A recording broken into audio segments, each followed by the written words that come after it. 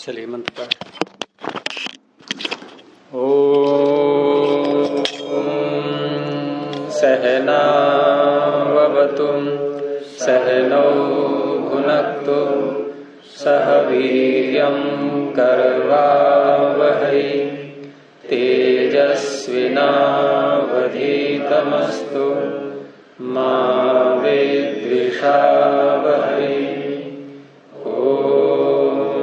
शांति शांति शांति।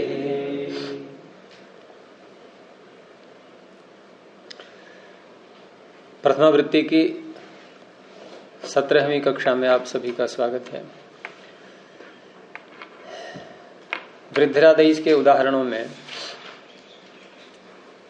जो पीछे निकल गए अब तक, उसमें से किसी को पूछना हो तो पूछ सकते हैं, नहीं तो आगे बढ़ते हैं।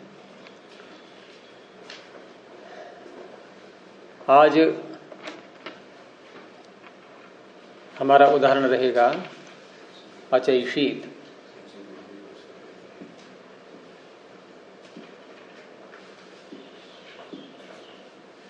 क्या अर्थ होगा इसका? चुनना। तो इसका अर्थ होगा चुनना। चयन किया। हाँ, अचैषीत।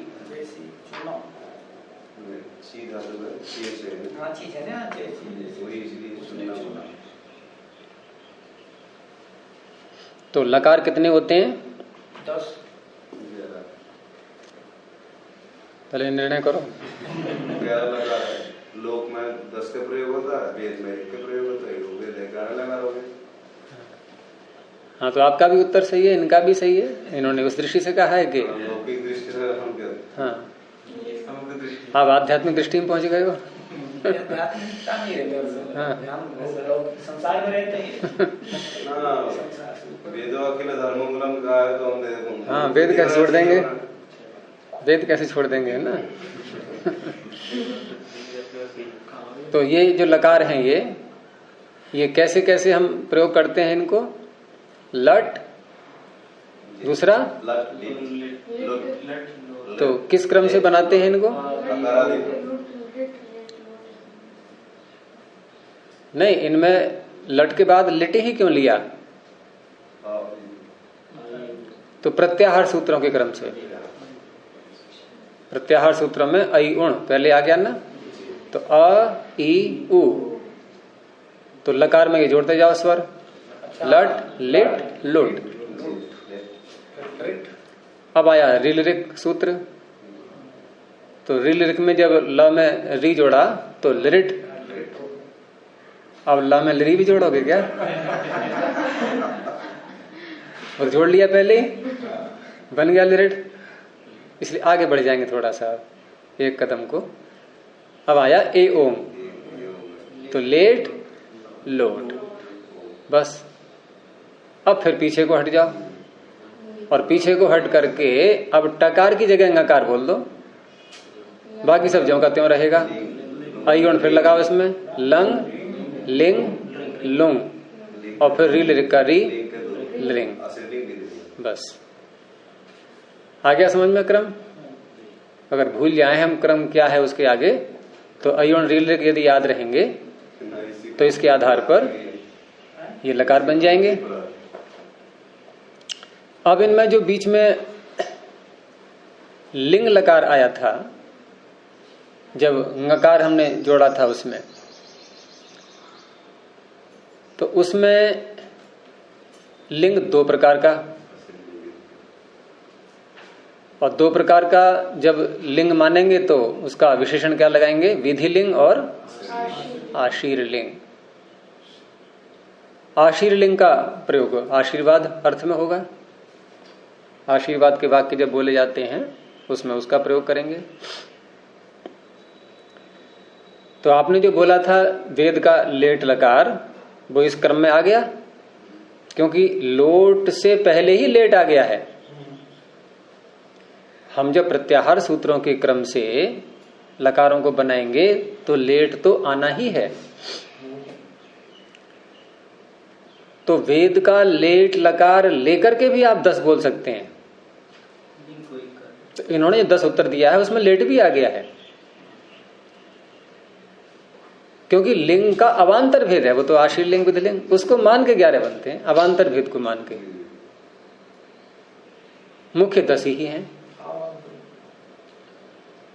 क्योंकि इधर से आप गिनेंगे तो अ ई उ री 4 और ए ओ 6 ये हो गए। फिर गिने इधर से तो अ ई उ और री 4, 6 और 4 10 ही तो हुए। उसके अवान्तर भेद से तो आपका भी उत्तर सही हुआ फिर, और लेट भी आ गया आपके उत्तर में। उनका भी उत्तर सही हुआ, इसलिए अवान्तर भेद मान करके बोल दिया। तो दोनों अपनी अपनी जगह ठीक है। अब ये जो लकार होते हैं 11, इन सब के अर्थ भिन्न भिन्न, क्योंकि लकार जब भिन्न भिन्न रखे गए हैं तो अर्थों में अंतर तो आना ही है। तो इनके अर्थों को हम जब देखते हैं तो कुछ लकार ऐसे हैं, जैसे भूतकाल को ले लें, भविष्यत काल को ले लें, इसमें एक से अधिक लकार भी हैं। लट हम वर्तमान में ले लेते हैं और विधिलिंग भी प्रयोग कर देते हैं वर्तमान काल में, बहुत स्थानों पर मिल जाएगा आपको। जैसे हम कैसे कह सकते हैं कि आ अय तेषां वृद्धि संज्ञा स्यात् बोल देते हैं, नहीं, ये विधिलिंग ही तो है, तो ऐसे प्रयोग कर लेते हैं। और भूतकाल में कितने लकार आएंगे? 3 आ जाएंगे। भूतकाल में लिट आ गया और लंग आया और लुंग आया और लिरिंग भी आता है।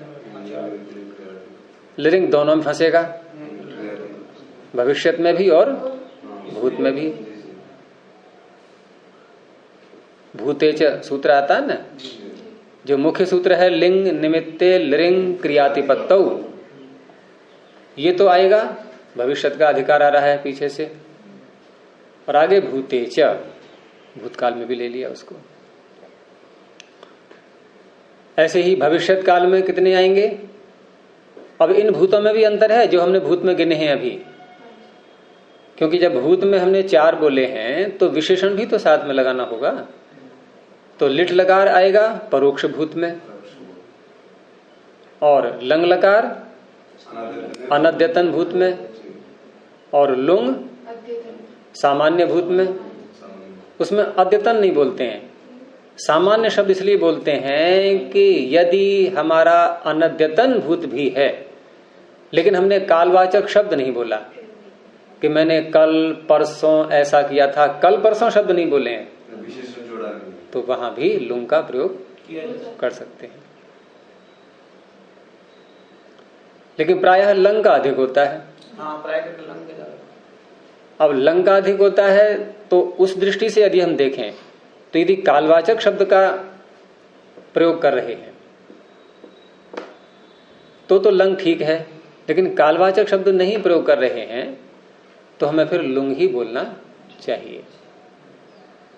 लेकिन होता नहीं, बहुत चलता है व्यवहार में, लंग लकार बहुत चलता है। एक तो कारण यह है कि सरल पड़ता है थोड़ा, क्योंकि सबसे कठिन रूप किन लकारों के होते हैं? नहीं, कठिन रूप होते हैं लिट और लुंग। और मीमांसक जी ने एक पुस्तक अलग से लिखी भी है, लिट और लुंग लकार की रूप बोधक सरल विधि, ऐसे करके। वो पुस्तक इसमें मिल नहीं पा रही है। तो लिट और लुंग लकार ये विशेष हैं, क्योंकि इनके सूत्र बहुत हैं अष्टाध्यायी में और बहुत कार्य होते हैं इनमें, हैं? स्वरूपों में भेद आते जाता है। अच्छा, सबसे सरल रूप किन लकारों के होते हैं? ये तो मैंने सबसे कठिन वाले बताए। अब सबसे सरल हैं? सबसे सरल होते हैं 4 लकारों के रूप, और उन 4 लकारों को सार्वधातुक लकार कहते हैं। ये मेरा अपना बोला हुआ शब्द है, कहीं ढूंढते रहो कहां मिलेगा ये शब्द। सार्वधातुक लकार, वो लकार हैं चार, लट, लोट, लंग, विधलिंग। क्यों कहा इनको सार्वधातुक? क्योंकि इनमें आर्ध धातुक प्रत्यय कोई आता ही नहीं। लट, लोट, लंग, विधलिंग। और इन लकारों के द्वारा एक अन्य विशेषता का पता लगता है हमें कि धातु किस गण की है। अगर ये पता लगाना हो, इन चार में से ही कोई बोलना पड़ेगा। लग जाएगा पता? नहीं?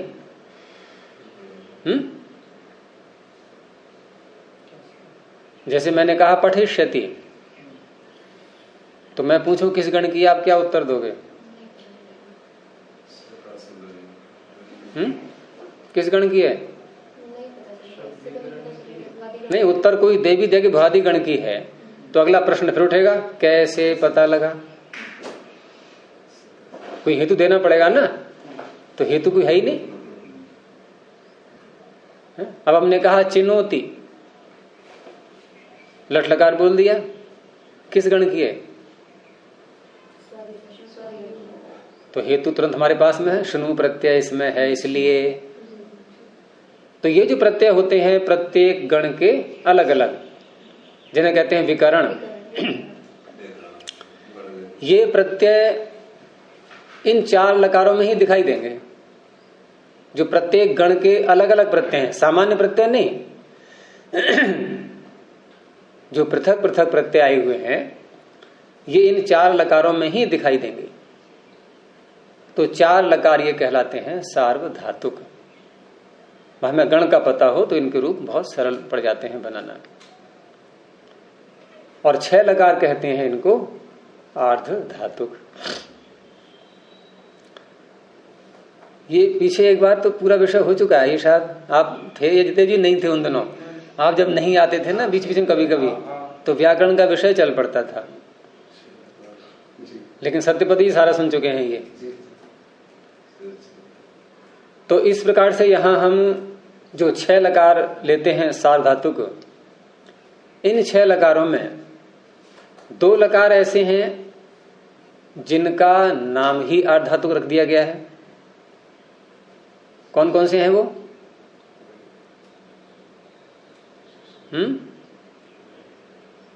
लिट च आर्धातुकम शेष से अगला सूत्र लिट च, क्या अर्थ हुआ इसका? लिट लकार की आर्धातुक संज्ञा होती है। आज वो कहां गई? वो नहीं आई क्या उपासना? अभी तो दिख रही थी कुछ देर पहले,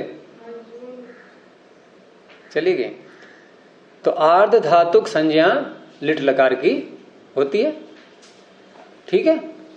और उससे अगला सूत्र आशीषी लिंग, यानी कि आशीष अर्थ में जो लिंग लकार आएगा उसकी भी। तो 2 लकार तो यूं हो ही गए, पूरी मोहर लग गई उनमें आर्ध धातुक की। अब रह गए 4। तो 4 लकारों में कौन से रह गए जो सार्वधातुक नहीं है?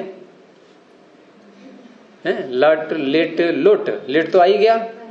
अब लुट लकार, तो लुट लकार क्यों है आर्धातुक? क्योंकि उसमें तासी प्रत्यय आता है। और तासी प्रत्यय आर्धातुक है या सार्वधातुक है?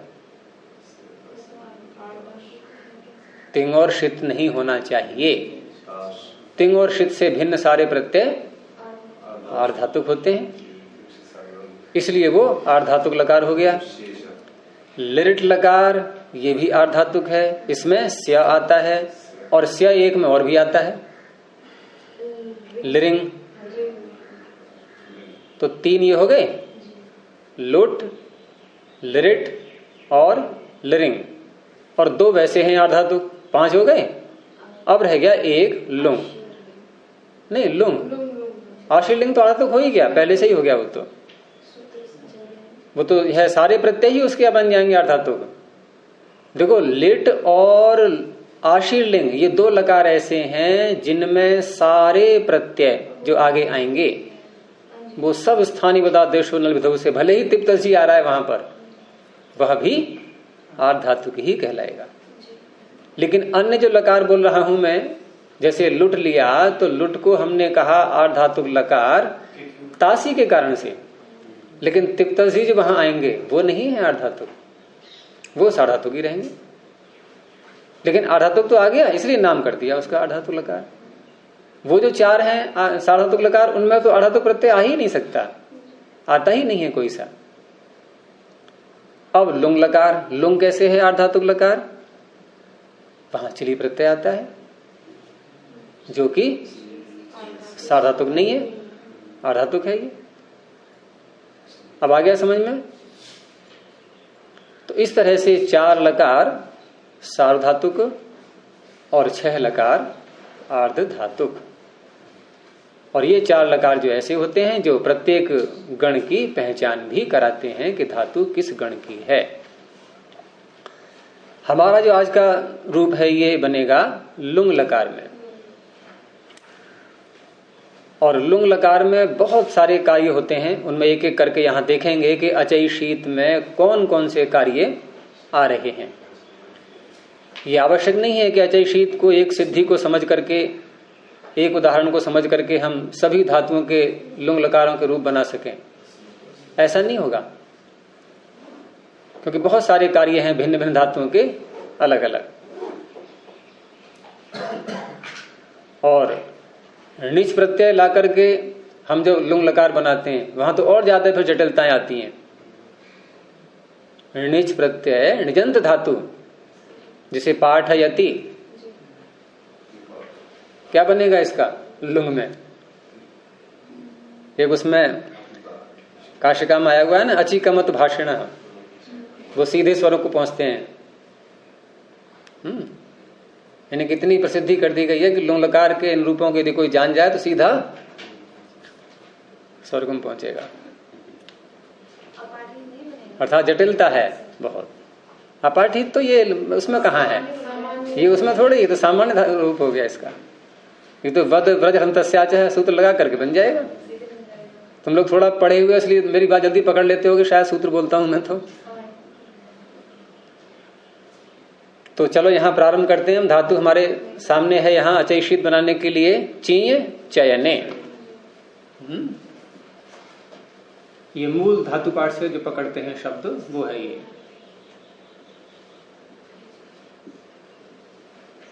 तो चीय चयने, चयन अर्थ हो गया इसका, धातु चीय है।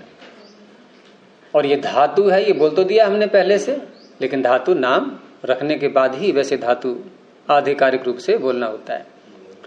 तो भूवादयो धातवः, धातु संज्ञा इसकी हो गई। और उसके बाद फिर अनुबंध देखते हैं कोई हटाने के लिए है या नहीं है। तो कौन सा अनुबंध है इसमें? यकार। किससे होगी संज्ञा रेखा? यकार की। ये जो यकार है ये अनुबंध है, किससे हटाएंगे इसको? हलंत्यम, हलंत्यम से इत संज्ञा करेंगे। अंतिम हल की इत संज्ञा होती है।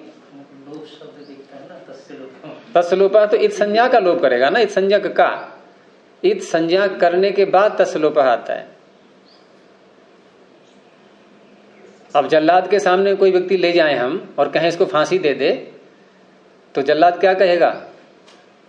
पहले मौत का वारंट दिखाओ कहां है, जिस पर मजिस्ट्रेट के साइन होंगे। तो तस्लोपत जल्लाद है ये।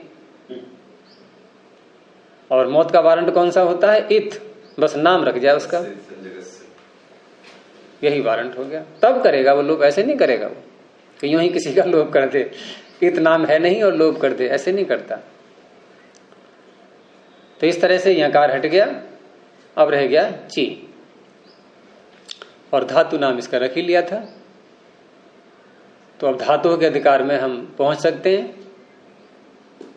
और धातुओं के अधिकार कितने हैं ये पीछे आ चुका है विषय। वैसे धातु के अधिकार कितने हैं? उत्तर गलत है ये, फिर बोलो दोबारा। धातुओं के अधिकार कितने हैं? अब उत्तर गलत है तो या तो 4 बोलेंगे या 2 बोलेंगे। फिर जब 3 गलत है तो उत्तर क्या क्या आ सकता है? क्यों नवीन, संभावना बोलो क्या क्या है? 2। अब 4 कोई बोलेगा, थोड़ा सोचेगा कि धातु में, धातु 4 जगह आया भी है कि नहीं आया है। धातु का अधिकार रही है। तो अगला उत्तर क्या आएगा फिर? दो ही तो आएगा। धातु तो अधिकार दो हैं, धातु शब्द तीन है। अब अगला प्रश्न होगा कि पहला धातु कौन सा है?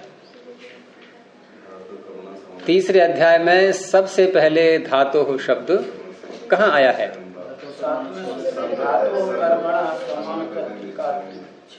हाँ, धातु कर्मणः समान कर्तृकादि इच्छायाम वा।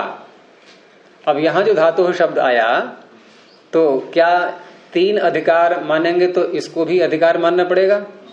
तो क्या इसका अधिकार चला है आगे? अधिकार तो अधिकार छोड़ो, इसकी तो अनुवृत्ति भी नहीं चली। अनुवृत्ति छोटी होती है ना अधिकार से, यानी एक सूत्र में भी नहीं गया ये तो आगे, क्योंकि तुरंत आगे इसका विपरीत शब्द आ गया। क्या? सुपह। अब कहां धातु और कहां सुबंत है, एकदम नहीं, उल्टे। तो ये धातु आगे नहीं जाता। अब दूसरा धातु, धातुरे काचो हलादे क्रिया समविहारे यंग। अब इसका अधिकार चलता है, और इसका अधिकार कहां तक चलता है? जहां अगला धातु आ जाएगा और तीसरा, ठीक उससे पहले तक। तो ठीक उससे पहले तक जब इस धातु का अधिकार जा रहा है तो वहां यह प्रश्न खड़ा होता है कि इसके अधिकार को यहां रोक करके और फिर नया धातु पाणिनि ने पढ़ा, ऐसा क्यों? क्यों है ऐसा अर्चना? क्योंकि उसी धातु को हम अध्याय की समाप्ति तक ले जा सकते थे। कोई रुकावट तो है नहीं कि नहीं नहीं नहीं इसकी तो इतनी ही क्षमता है, हम कहीं तक भी ले जाएं, लेकिन इसको यहीं रोक दिया गया और फिर दोबारा धातु कहा।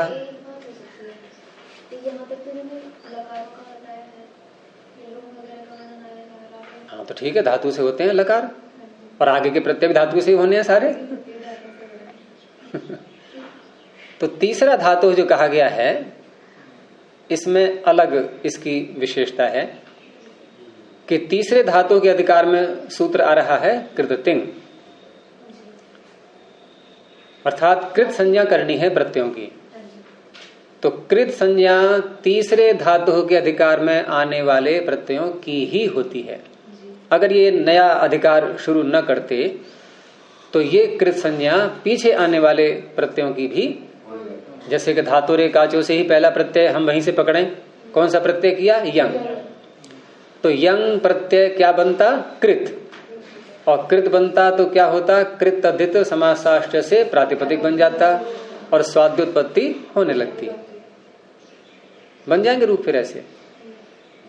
इसलिए इसको अलग किया है। और दूसरा इसमें एक और भी है, वासरूप स्त्रियाम, कि इस धातु के अधिकार में यदि कहीं असरूप प्रत्यय आ रहे हैं, भिन्न भिन्न जिनकी आकृति है, जिनका रूप भिन्न भिन्न है, यहां रूप से मतलब उसका जो आकृति है प्रत्यय की, जो स्वरूप है उसका, तो वो प्रत्यय अपवाद नहीं बनेगा, विकल्प से हो जाएंगे वो। यानी कि दो दो तीन तीन प्रत्यय भी हो सकते हैं। यहां अपवाद बनते जाएंगे पीछे वाले हिस्से में, अगर समान रूप कोई है तो कई बातें हैं उसमें। तो इस प्रकार से हमारा जो यहाँ क्षेत्र है, ये तीसरा धातु जो आया हुआ है उस अधिकार में आ गए हम, और वहां आकर के अब ची धातु से प्रत्यय लाएंगे। अब कौन सा प्रत्यय लाएंगे ये तो चुनाव हमें ही करना है, क्योंकि बनाना क्या है ये पता है ही हमें। अचैषित बनाना है, लुंग लकार का रूप बनाना है, तो लुंग लकार प्रत्यय को लाएंगे। तो धातु के अधिकार में अब लुंग लकार सूत्र देखना है। तो कहाँ है लुंग सूत्र? ये दूसरे पाद में 110 और 110 संख्या पर मिल गया, छोटा सा ही सूत्र है। तो ये जो लुंग सूत्र है, यहां एक धातु का अधिकार तो चल ही रहा है, लेकिन धातु के अधिकार के साथ साथ एक अधिकार यहां पर और भी आ रहा है। और क्योंकि ये प्रत्यय तीसरे अध्याय के प्रत्यय अर्थात तीसरे धातु के अधिकार में कहे हुए प्रत्यय ये अलग अलग अर्थों में किए जाते हैं। तो जिन जिन अर्थों का निर्देश कर दिया गया है सूत्रों में, वहां तो ठीक है, वो उसी अर्थ में हो जाएंगे। और जिन सूत्रों में अर्थ का निर्देश नहीं किया गया है और प्रत्यय कर दिया है, तो ऐसे सारे प्रत्यय केवल कर्ता में होते हैं। फिर बोल रहा हूं मैं, तीसरे धातु के अधिकार में जितने भी प्रत्यय आए हुए हैं, ये सारे प्रत्यय जिन सूत्रों से हम करेंगे उनमें या तो कोई पीछे से अनुवृत्ति आ रही होगी, किस अर्थ में होना है, या उसी सूत्र में कह दिया जाए, जैसे कर्णाधिकरणयोश्च, कर्ण में और अधिकरण में, ये बता दिए अर्थ, भावे भाव में, ये सब अर्थ ही तो है। लेकिन कुछ सूत्र ऐसे आएंगे जहां न तो कोई अनुवृत्ति आ रही है किसी अर्थ की और न ही उन सूत्रों में निर्देश है। जैसे ऋणमूल त्रिचौ, किस अर्थ में होगा ये? आप आगे का बोल रहे हैं ना, अभी प्रश्न वही है मेरा, पहले प्रश्न का स्वरूप निखरने दो। ऋणमूल त्रिचौ ये किसकी अनुवृत्ति आ रही है, किस अर्थ में करेगा ये? तो किसी की नहीं आ रही है अनुवृत्ति, यही बात दिखानी थी मुझे, किसी की नहीं आ रही है। अगर कर्तरीकृत की अनुवृत्ति मानेंगे तो कर्तरीकृत से पूर्व होगा कि पश्चात होगा? तो ये तो चौथे पाद में आया हुआ है।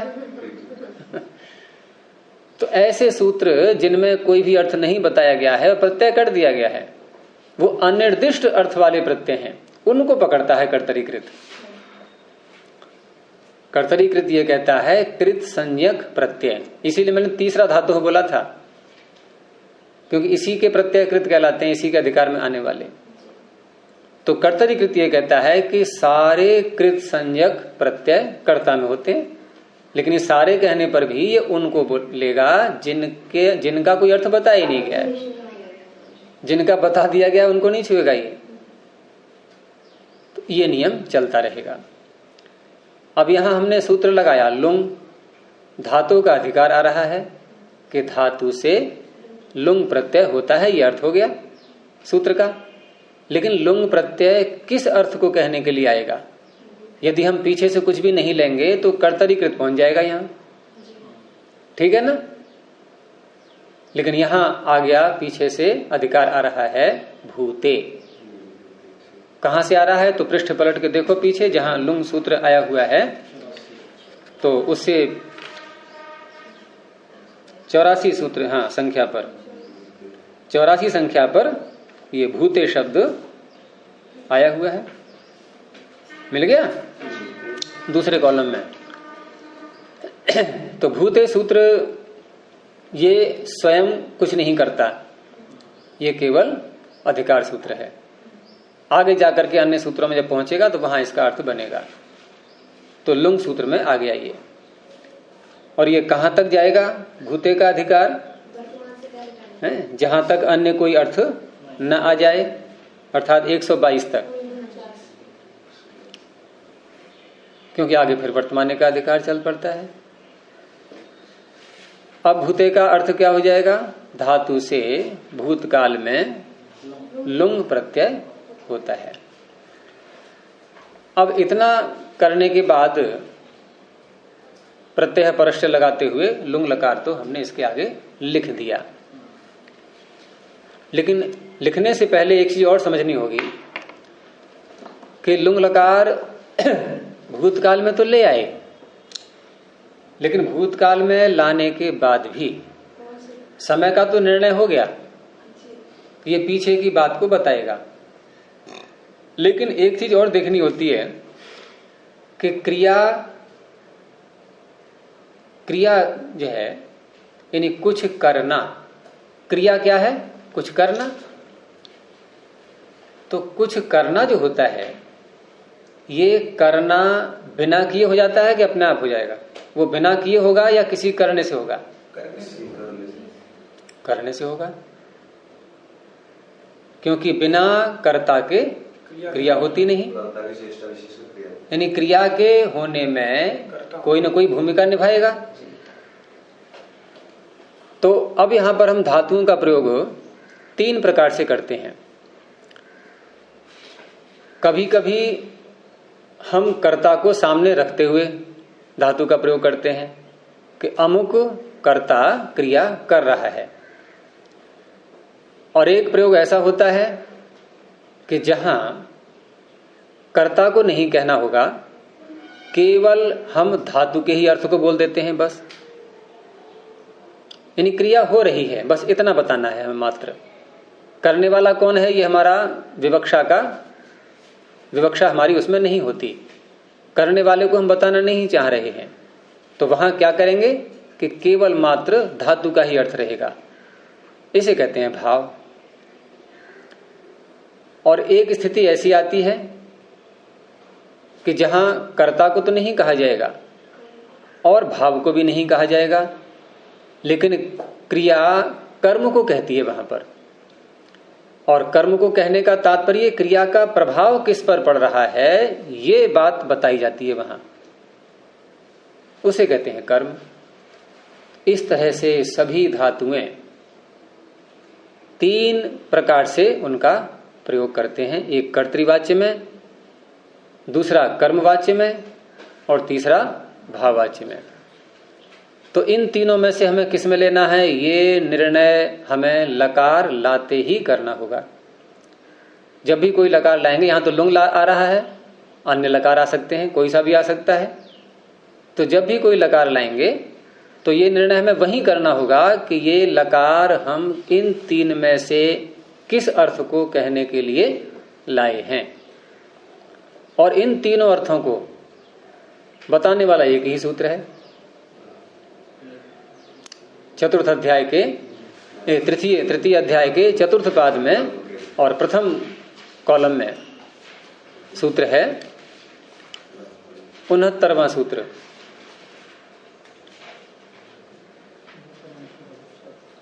पहली कॉलम मिल जाएगा, मिल गया। लह नीचे की तरफ, लह कर्मणि च भावे च अकर्म केभ्यः।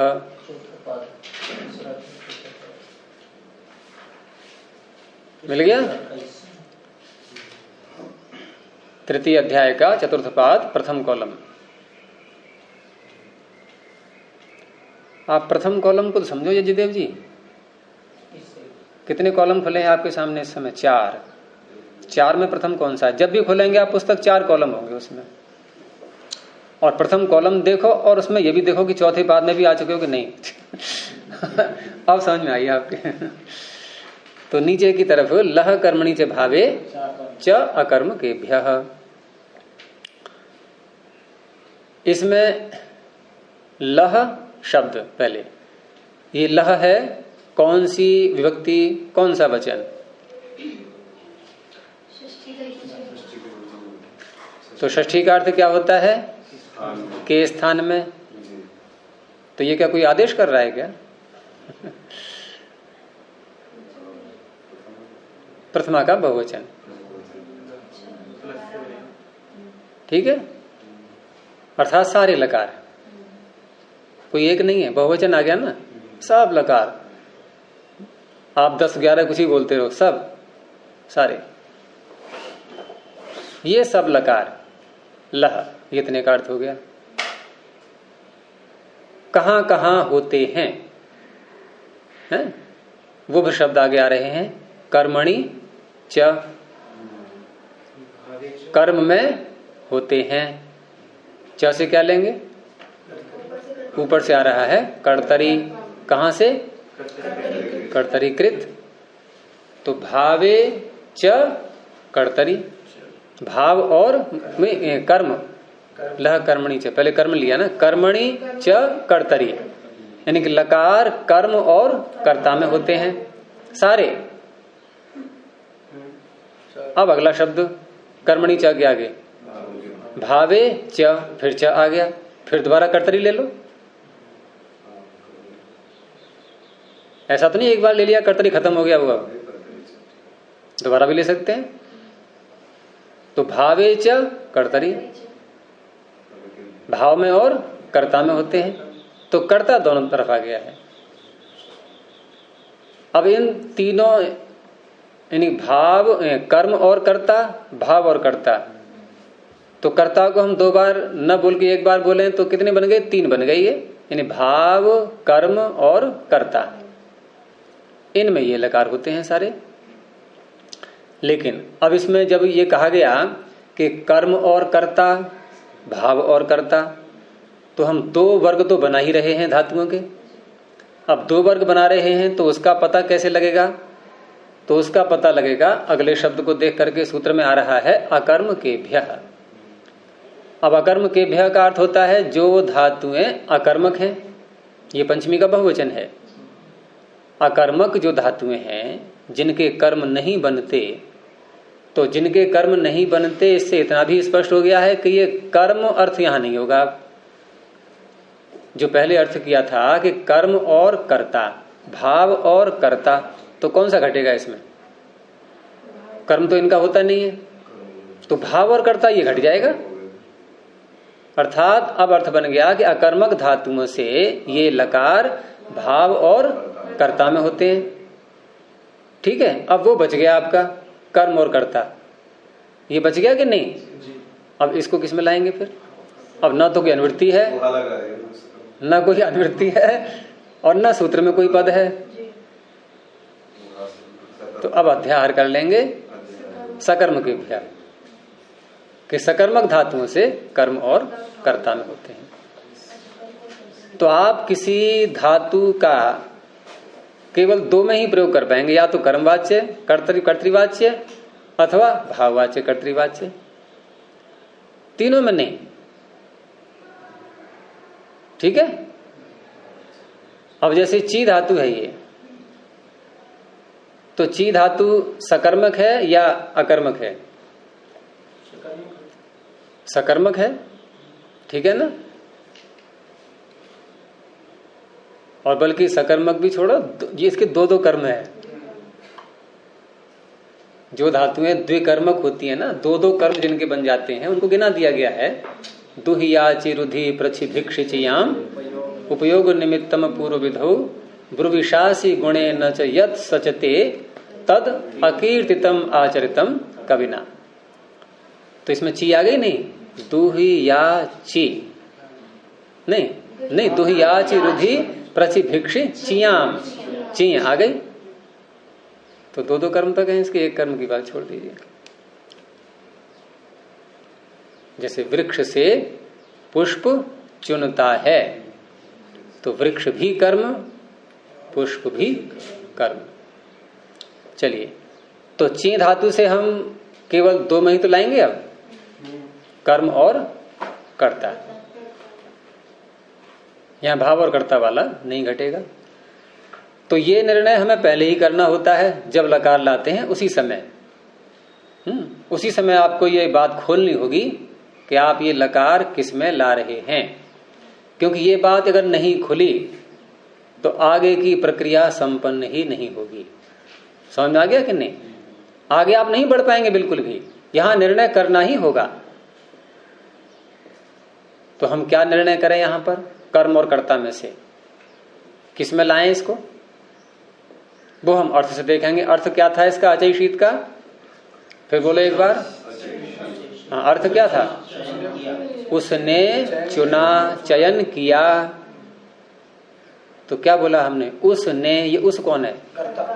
तो कर्ता में आया है ये प्रत्यय, ये लकार कर्ता में आ गया।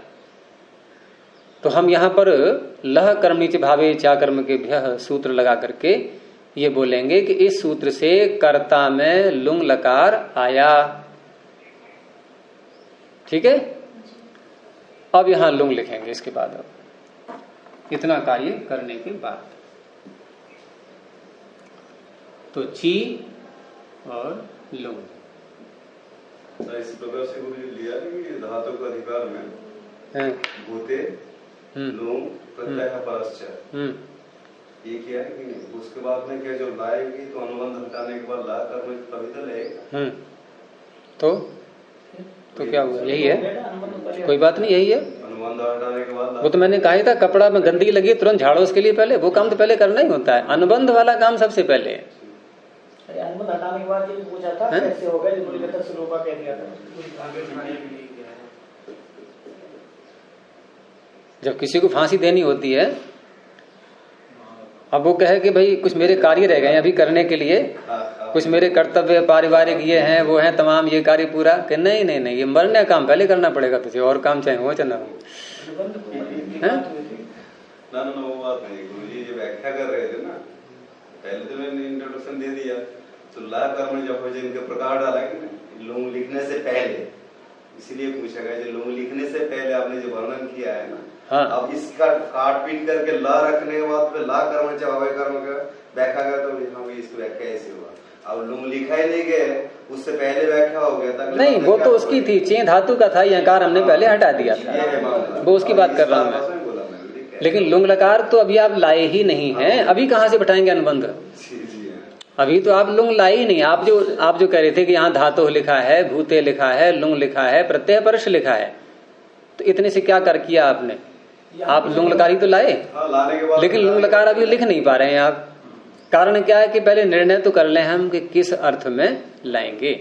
लकार तो आपके पास में आ चुका है, लेकिन प्रयोग की दृष्टि से अभी चे धातु के आगे इसको रखने से पहले ये निर्णय आपको करना होगा।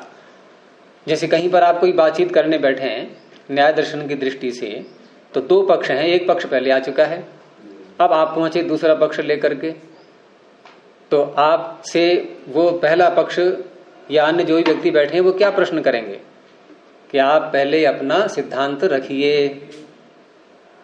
आपका सिद्धांत है क्या, मान्यता क्या है। तो यहां भी हमें लकार का प्रयोग करना है, लेकिन लकार का प्रयोग करने से पहले ये बताना पड़ेगा कि हम लकार किस अर्थ में, कर्ता को कहने के लिए, कर्म को कहने के लिए, भाव को कहने के लिए, तीन ही बातें हैं ये, इनमें से एक निर्णय करना होता है। सूत्र यही लगेगा सर्वत्र, लह कर्म निज भावे चाकर्म के, ये भी सरलता रहेगी। हैं कोई प्रश्न करे कि कर्ता में लकार किससे आया, किसी से, कि भाव में किससे आया, किसी से, कि कर्ता कर्म में किससे आया, किसी से, सूत्र एक ही है। तो एक ही सूत्र तीन कार्य कर रहा है ये। अब यहां आप इसका भी हटा दो अनुबंध।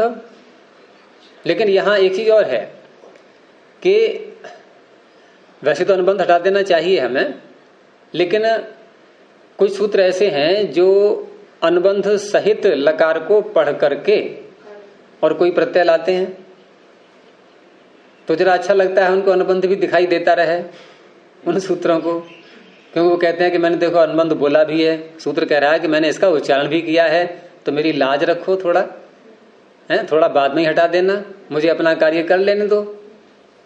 तो यहां आप कह सकते हो इस बात के लिए अब कि अनुबंध आप बाद में हटा देना, कोई बात नहीं, क्योंकि यहां जो सूत्र आगे आ रहा है अब कार्य करने के लिए, उसमें लुंग ज्यों का त्यों पड़ा है इसी स्वरूप में। तो क्या है सूत्र? चिली लुंगी। निकालो तीसरे ही अध्याय में, और प्रथम पाद में ही है ये, दूसरे कॉलम में, बीच में लगभग होगा।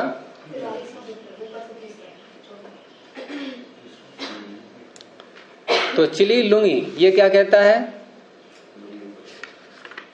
लुंगी, लुंगी में सप्तमी आ गई ना, तो लुंगी में सप्तमी आ गई, सप्तमी का अर्थ क्या होगा? परे रहते। तो चिली लुंगी है, लुंग लकार परे रहते।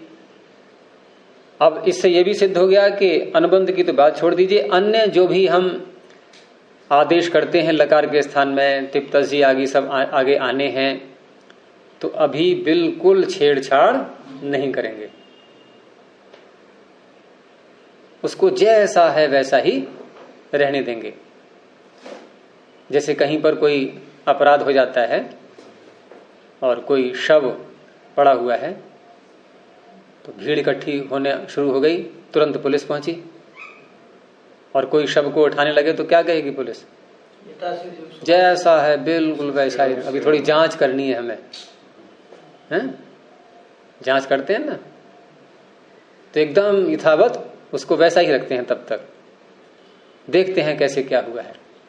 तो ऐसे यहां पर है चिली लुंगी जो आ रहा है, इसने रोक दिया है कि लुंग के साथ में अभी कोई छेड़छाड़ नहीं करनी है, क्योंकि इसको लुंग ही चाहिए।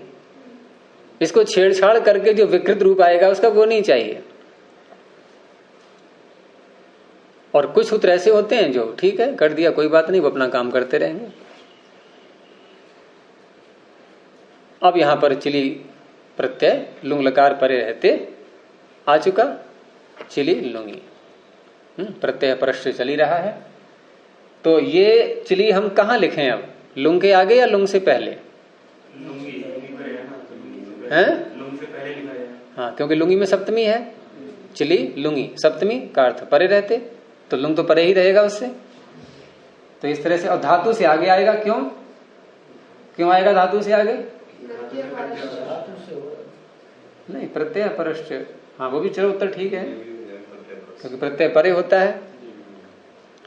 और किससे परे होता है? पंचमी निर्दिष्ट से परे। तो धातु हो पंचमी आ ही रहा है, अधिकार सूत्र।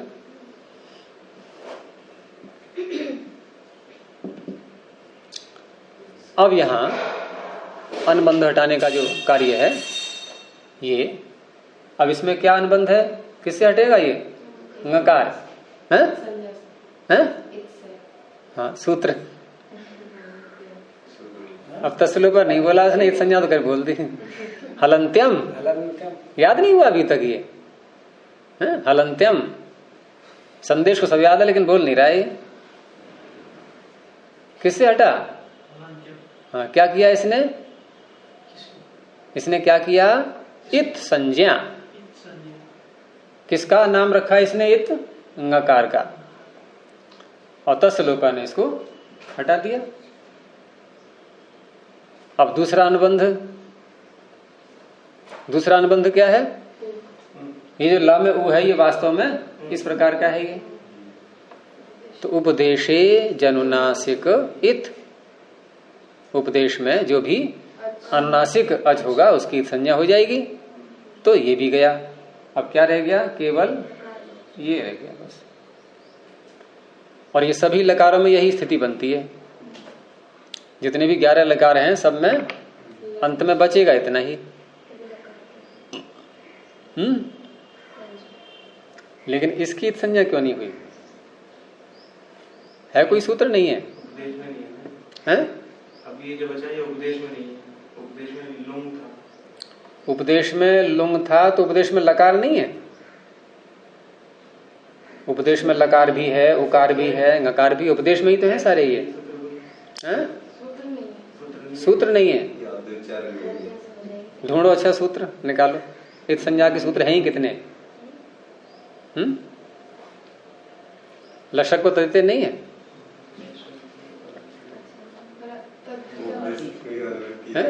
हैं? उपदेश की भी तो अनुवृत्ति आ रही है। तो उपदेश में तो है ये लकार। इसमें लसक को तो किसी आद्य उच्चारण रहा ही नहीं। क्यों? आदि में नहीं है लकार ये? आद्य उच्चारण का मतलब ज्यों की जो स्वरूप मात्र से, स्वरूप मात्र है तो लकारी है, लकार का ही स्वरूप है ये। विकृति पैदा की उसने। किसमें? इसमें विकृति कहाँ हुई है? उकार हटा दिया ये कर दिया। ये तो लकार भी है। लकार तो जरूर है। नहीं, उकार तो अलग वर्ण था ना। अवस्था में जिस स्थिति थी वो नहीं है, स्वरूप में नहीं। नहीं नहीं नहीं, ऐसे नहीं है।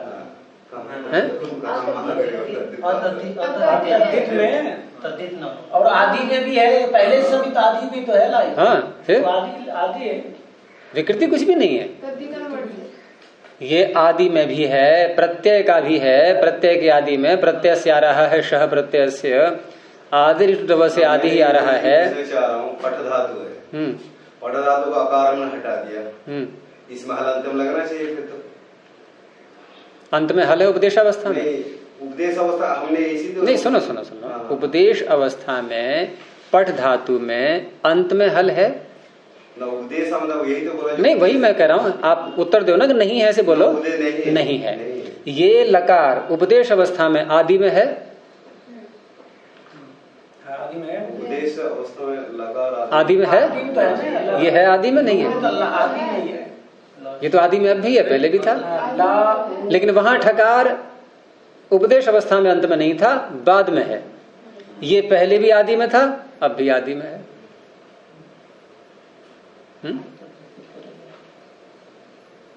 तो लशक उतरते लगेगा, ये भी गायब हो जाए, क्या बचेगा फिर इसका? तो यदि हम यहां पर लशक को तहते को लगा दें तो लस्य सूत्र क्या करेगा? लस्य सूत्र जो चौथे पाद में आएगा तीसरे अध्याय के, और वो कहता है कि लकार के स्थान में अधिकार सूत्र है, आगे जा रहा है, तिप्तसी आदि आदेश होते हैं, ये किसके स्थान में होंगे? ला तो गायब हो गया। तो बहुत से कार्य पाणिनि के ऐसे हैं जो बिना कहे ही, कहना नहीं पड़ता है उनको, लेकिन भाव उनका पता लग जाता है, अर्थात उनको लकार की इत संज्ञा करना अभीष्ट नहीं है। अब इसका निषेध करने के लिए जैसे न व्यक्तुतुष्मा लगाया, यहां नहीं आवश्यकता है सूत्र बनाने की, क्योंकि लस्य सूत्र ने ही यह कार्य कर दिया। लस्य सूत्र ने ही बता दिया कि यहां लकार की संज्ञा नहीं होती, क्योंकि सूत्र कभी निरर्थक नहीं हो सकता। तो सूत्र की सार्थकता को कायम रखने के लिए हमें यहां लकार की संज्ञा नहीं करनी होगी। अच्छा, हम 5वें चौथे अध्याय में प्रत्यय बहुत से आते हैं, ठक प्रत्यय सुना है? नहीं, ठक प्रत्यय आता है। तो ठक प्रत्यय में ककार को हटाते हैं हलंत्यम से, और ठकार को हटाते हैं? क्यों नहीं हटाते? चुटू नहीं बैठा हुआ है? प्रत्यय के आदि में नहीं है क्या ठकार? तो वहां भी वही उत्तर होगा कि अगर ठकार को हटा दिया तो ठस्य सूत्र क्या करेगा? ठस्य एक, वो एक किसके स्थान में करेगा? है ही नहीं कुछ भी अब तो निरर्थक हो गया ना सूत्र। लक्षण मान के कर लेंगे, तभी तो सूत्रों की संख्या कम रही है पाणिनि की, कि उन्होंने बहुत से कार्य तो ऐसे चला लिए हैं, अंडरस्टूड अंतर्भावित बहुत सी बातें ऐसी हैं जो सूत्रों के द्वारा नहीं कही जाती हैं, लेकिन उनके व्यवहार से पता लग रहा है। हाँ, सूत्र निर्देश करना व्यर्थ हो जाता है, जैसे लस्य कह दिया, ठस्य कह दिया, ये निर्देश करना ही व्यर्थ हो जाता है, व्यर्थ हो जाएगा। अगर इसको लोप करना और व्यर्थ हो नहीं सकता, तो आपको लकार की सुरक्षा करनी पड़ेगी। तो इसलिए अब सूत्र बनाने की आवश्यकता नहीं है कि ल की संज्ञा नहीं होती, ठ की नहीं होती, कोई आवश्यकता नहीं, सब सिद्ध हो रहा है, सारा अर्थ निकल रहा है। सूत्र वहां बनाए जाते हैं जहां सारा जोर लगा के देख लिया और फिर भी बात बन नहीं पाई, तब सूत्र की आवश्यकता पड़ती है बनाने की। तो इस तरह से यहां पर लकार सुरक्षित है, और यह भी निर्णय हो गया कि ये लुंग लकार हम कर्ता को कहने के लिए लाए हैं, इसलिए जो अचैषित रूप बनेगा ये कर्तृवाच्य में बनेगा, ये भी सिद्ध हो गया। ठीक है, यहां तक हम आ गए। अब चिली, ये जो प्रत्यय है, ये चिली ऐसा है कि ये कुछ ही स्थल ऐसे हैं जहां ये बच पाता है। बच पाता है का तात्पर्य अपने स्वरूप में, यानी इसके स्थान में कुछ ना कुछ होता रहता है। समझ में आ गई? नहीं, जैसे कोई लावारिस वस्तु पड़ी हो, कोई प्रयोग कर ले उसका उठा के, तो ये ऐसा है कि इसके स्थान में कुछ ना कुछ होता रहेगा। और यदि कहीं ये रह भी जाए अकेला, कुछ भी नहीं हो पाया, तो एक सूत्र ऐसा बैठा है जो इसी को गायब कर देगा फिर कि तू बच कैसे गया, तेरे स्थान में कुछ हुआ क्यों नहीं, तेरे स्थान में तू अपने स्वरूप में दिखाई दे ही कैसे रहा है, तो इसी को गायब कर दिया जाएगा। कौन सूत्र है वो? लुक प्रकरण कहाँ चलता है? कौन से अध्याय में, कौन से पाद में? लुक प्रकरण, ये कई बार आ चुका है पीछे, द्वितीय अध्याय के चतुर्थ पाद में, ऋण्य क्षत्रियार संयतो यूनि लुगणियों हो। और इसी लुक प्रकरण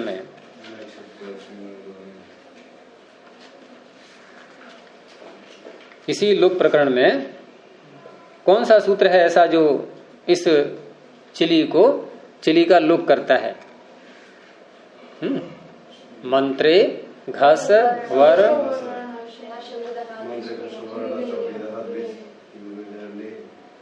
आ गया। ले है, ये ली का ही तो षष्ठी है, ये चिली का ही तो ली है ये। यानी ली का चिली का लुक हो गया, गया काम से। और अन्यत्र आप कहीं भी देख लो, ये चिली अपने स्वरूप में नहीं रहेगा। अब कुछ इसके स्थान में होने वाले आदेश ऐसे हैं जो भिन्न भिन्न सूत्रों से और भिन्न भिन्न धातुओं के कारण से किए गए हैं। लेकिन जब कोई भी सूत्र न लग रहा हो इसके स्थान में आदेश करने के लिए, तो एक सामान्य सूत्र बना दिया गया जो बचे कुचे जहां भी किसी और ने नहीं किया तो वो अपना कार्य अवश्य करेगा, और वो सूत्र है चले है सिच। और ठीक इसी के आगे है, चली लुंगी के आगे। उसको दूर भी नहीं रखा, तुरंत वहीं पास में ही रख दिया कि जहां चली हुआ तुरंत उसके स्थान में सिच। अगर औरों से बच गया तो,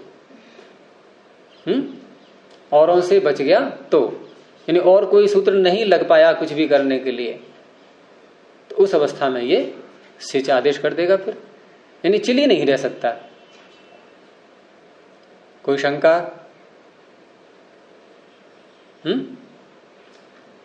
अभी तो प्रथमा वृत्ति ही चल रही है। हैं? ये जो मंत्र घासोवरण शब्द विधात विसी में जो ले, इसके लोग किसे किया, किसको?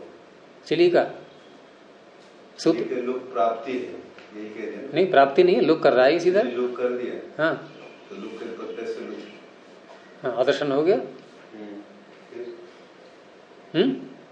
आप फिर क्या चिले लुंगी चिले सिच की है ना, चिली चिली सिच। हम मंत्र बोलते हैं,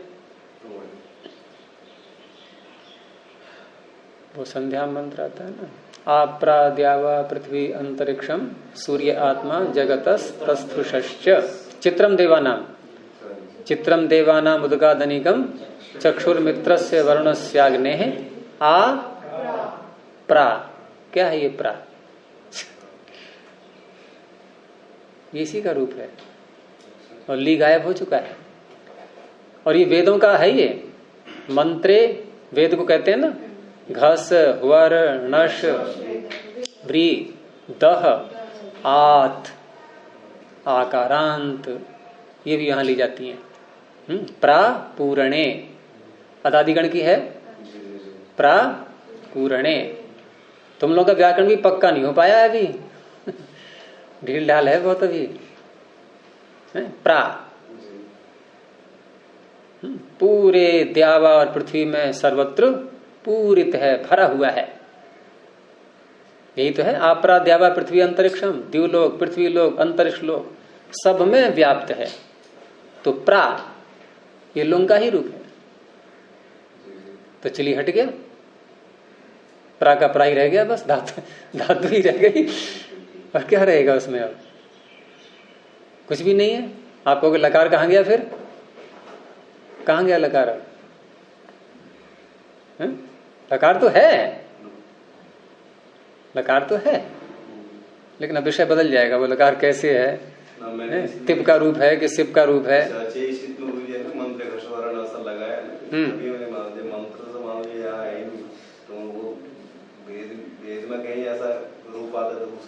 तो वेद में बता दिया मैंने प्रा, लेकिन वहां धातुएं गिनाई गई है ना, आप उन्हीं से तो करोगे। अरे घस वर्ण शादी धातुएं गिनाई गई है ना, सबसे थोड़ी करेगा वो।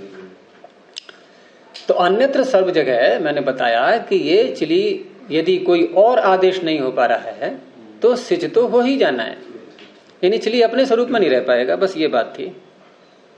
तो चिली के स्थान में हो गया अब सिच। इसलिए हम यहां पर, क्योंकि जब चिली के स्थान में सिच ही करना है, तो फिर हम चिली में अनुबंध हटाएंगे क्या आप कोई? और वैसे अनुबंध इसमें कोई है भी नहीं। लेकिन कुछ ऐसे प्रत्यय होते हैं जहां अनुबंध संभव है हटना इत संज्ञा होकर के, लेकिन उनके स्थान में कुछ करना भी होता है। उसमें और क्या क्या प्राप्त? जैसे कोई पानी में स्नान कर रहा हो, वस्त्र भी थोड़े बहुत पहने हुए है, और आ जाए अजगर, तो वस्त्र सहित ही खा जाएगा वो, है? उसे अनुबंध हटा करके नहीं खाना है। पशु चारा खाते हैं तो धो धा के नहीं खाते हैं, वो सब यूं ही खा गए, खाना ही है वो तो, पता नहीं है? आपने जैसे बताइए चलिए कोई यदि और कुछ प्राप्त ना हो तो फिर अंत में सींच करेगा। नहीं, वहां तो चलिए मूल अवस्था में ही हट जाएगा, और कुछ प्राप्त कहां से होगा फिर? बाद में, क्योंकि अभी मैंने पीछे कहा था जब किसी को मारना हो तो वहां इंतजार नहीं करते हैं, फिर पहले इसको ये करो फिर वो करो फिर वो करो, कुछ नहीं रहेगी, नहीं सब कुछ खत्म, पहले ही समाप्त। ये चले सींच अंतिम में करता है ना, और इससे पूर्व क्या? ये कुछ भी न हो तो, मैंने इसलिए कहा ना कुछ भी न हो तो, यानी कुछ भी आदेश न हो तो, लोभ भी एक आदेश है, लुक भी एक आदेश है, लुक भी आदेश है, आदेश है कि नहीं है? षष्ठी निर्दिष्ट को होते हैं आदेश, तो लेह मंत्रे घसवर में जो लेह आ रहा है कौन सी व्यक्ति है? षष्ठी, तो लुक आदेश हो गया कि नहीं? जहां कोई भी आदेश नहीं होगा वहां चले से बैठा हुआ है। कहने का मतलब ये चिली को रहने नहीं देगा इस रूम में, बस तो आपको दुख होने लगा है? ये तो बड़ी समस्या हो गई है, चिली के साथ इनकी संवेदना झलकने लगी, और होता है भाई किसी दुखी के साथ तो संवेदना आती ही है। कि बेचारा चिली तो मारा गया, ये यानी कहीं ये प्रयोग में आ ही नहीं पाएगा, इतनी इसकी दुर्गति हो गई, इसको सौभाग्य ही नहीं मिल रहा है कोई प्रयोग करे इसका। तो अब क्या क्या होगा लकार के स्थान में, ये हम अब कल को देखेंगे, समय आज पर्याप्त हो गया है। यानी यहां पर हमने चिली किया, और चिली के स्थान में हमने क्या कर लिया है, आगे सिच भी कर लिया है। यहां तक हम पहुंच गए हैं। यानी ची, सिच और लुंग लकार का ला है ये, इसीलिए इनको लकार लकार लकार बोलते हैं, क्योंकि इनमें लकार ही शेष रहता है, अनुबंध हटा करके। कॉमन है ना लकार, सब में आ रहा है, 11 लकारों में ऐसा कौन सा वर्ण है जो सब में है? एक ही तो है वो, बाकी तो बदल रहे हैं सब। जो परिवर्तनशील पदार्थों में अपरिवर्तनीय रहे, अपरिवर्तित रहे, वो है ये लकार। अन्य सबका परिवर्तन हो रहा है। संसार में कौन सी ऐसी वस्तु है जो परिवर्तनशील होने पर भी और फिर भी अपरिवर्तित रहती है? सत्व रजतम। आप कोई वस्तु ले आओ, वो ज्यों की त्यों है। ये संसार में परिवर्तन है ही ऐसा। और अगर हम देखें एक तात्विक दृष्टि से, तो वास्तविक परिवर्तन कहीं भी नहीं है। देखो ईश्वर जी वैसे नहीं बदलते कभी भी, हैं? और सत्वरस्तम बदले भी, लेकिन स्वरूप में परिवर्तन फिर भी नहीं हुआ इनके। तो बदला क्या फिर? परिवर्तन हुआ किसमें? हैं? प्रतीति हुई है। नहीं, प्रश्न यह है परिवर्तन हुआ किसमें? किसी में नहीं हुआ ना। वास्तविक रूप में तात्विक दृष्टि से देखें, केवल एक व्यावहारिक दृष्टि से हमें परिवर्तन स्वीकार करना होता है। नहीं तो हम पदार्थों का नाम कैसे बोलेंगे? अवयवी कहां से बनाएंगे? अवयवी बोलेंगे किसको फिर? सर्वत्र सत्वरस्तम ही दिखाई देंगे फिर तो। यही 3 नाम रहेंगे बस, तो व्यवहार नहीं चलेगा। लेकिन त्रिगुणात्मक क्यों कहते हैं हर वस्तु के लिए? क्योंकि त्रिगुण अब भी हैं उसमें, वो जो कितने हैं। चलिए, प्रणव ध्वनि।